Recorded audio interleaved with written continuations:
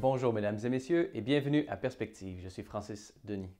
Aujourd'hui, mercredi 2 septembre, le pape François présidait la traditionnelle audience générale Place Saint-Pierre. Dans son allocution, revenant sur la célèbre mais non moins exigeante parole de Jésus qui affirme que celui qui aime son père ou sa mère plus que moi n'est pas digne de moi, le pape a voulu souligner l'aspect libérateur de ces paroles puisqu'elles nous aident à nous détacher de notre égoïsme. Écoutons un extrait.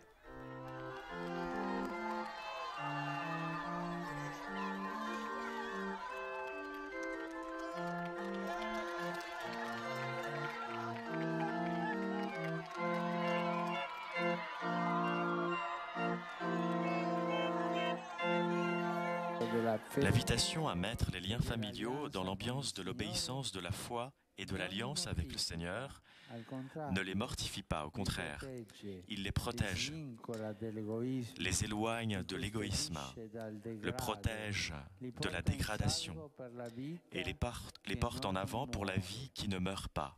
La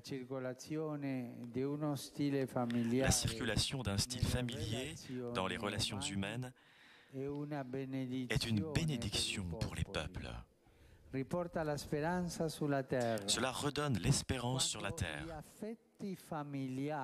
Quand les affections familiales se laissent convertir pour le témoignage de l'Évangile, ils deviennent capables de choses impensables, qui font toucher avec la main les œuvres de Dieu qu'il a accomplies dans l'histoire, comme celles que Jésus a accomplies pour les hommes, les femmes, les enfants qu'il a rencontrés. Un solo sorriso miracolosamente strappato. Un seul sourire donné miraculeusement à un enfant abandonné lui permet de recommencer à vivre et nous explique l'action de Dieu dans le monde, plus que 1000 traités de théologie. Toujours au Vatican, hier, le pape a envoyé une lettre publique à Monseigneur Rino Fisichella, président du Conseil pontifical pour la promotion de la nouvelle évangélisation et chargé de l'organisation du Jubilé extraordinaire de la miséricorde. Dans cette courte lettre, le pape désire ardemment que tous les fidèles catholiques puissent s'approcher de la miséricorde de Dieu. Toujours dans cette lettre, le pape a dans un premier temps réitéré son invitation à tous les fidèles à effectuer lors de cette année qui débutera le 8 décembre prochain un pèlerinage au lieu indiqué par l'évêque diocésain et ainsi recevoir l'indulgence plénière spéciale accordée durant le jubilé.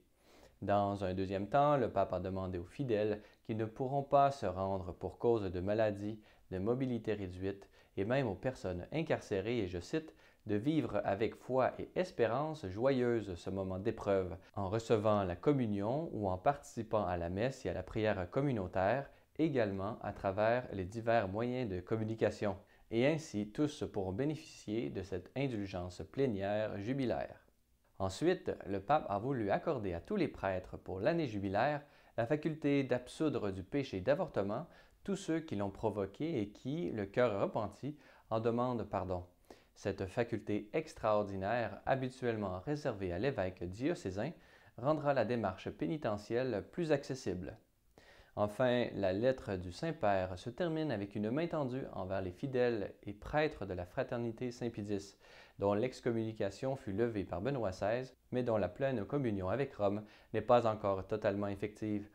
Ainsi, de sa propre disposition, le pape accorde aux prêtres de la fraternité Saint-Pédis le pouvoir d'absoudre licitement les péchés. Notons que dans un communiqué, la fraternité Saint-Pédis a exprimé sa reconnaissance au souverain pontife pour ce geste paternel.